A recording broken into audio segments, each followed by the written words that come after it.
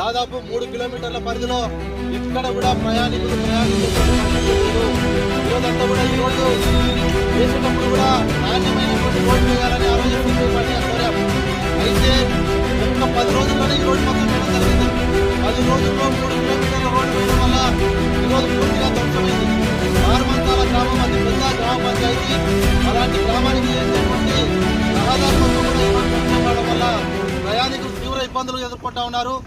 ఈ మండలంలో ఉన్నటువంటి అధికారులు, నియోజకవర్గంలో ఉన్నటువంటి అధికారులు కాంట్రాక్టర్ల కుమ్మక్కైపోయి కాంట్రాక్టర్లు ఇచ్చినటువంటి మామూలు మధ్యలో తూగుతూ ఈరోజు ఎక్కడ కూడా రోడ్డు నాణ్యత పరిశీలించడం లేదు.